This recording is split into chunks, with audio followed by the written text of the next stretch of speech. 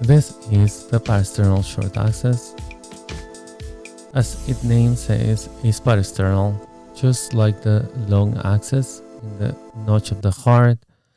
Then we turn the probes towards the other side or the other shoulder, and we will obtain this image. Be careful to obtain both of the papillary muscles. For purposes of point of care ultrasound, this view will allow you the best evaluation of the ejection fraction of the left ventricle. Then you can see the left ventricle and the right ventricle. The septum is between the right ventricle and left ventricle, and you can see how circular the structures are. This patient is abnormal however, this is beyond the scope of this video.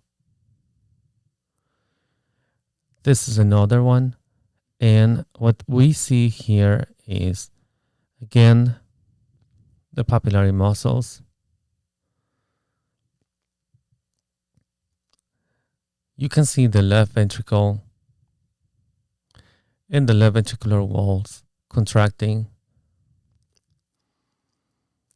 The artifact of A lines in front of us is because of lung that comes in contact with the chest wall when there is systole.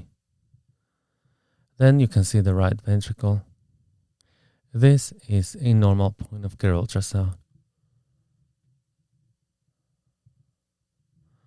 Again, same here. Probably this patient has a little fat pad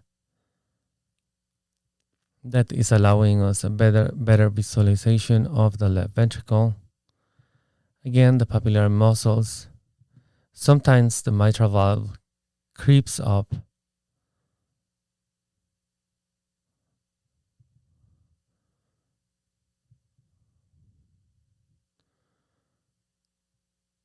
The left ventricle, and you can see a circular left ventricular wall. And the right ventricle.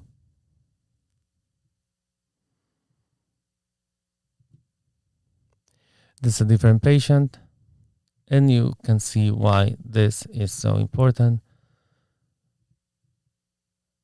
The left ventricular ejection fraction is evidently reduced. These are the papillary muscles which mark the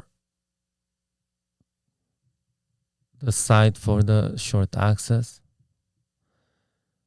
The left ventricle, you can see the walls of the left ventricle that is circular, and then you have the right ventricle. In the far field, very bright, you can see the pericardium.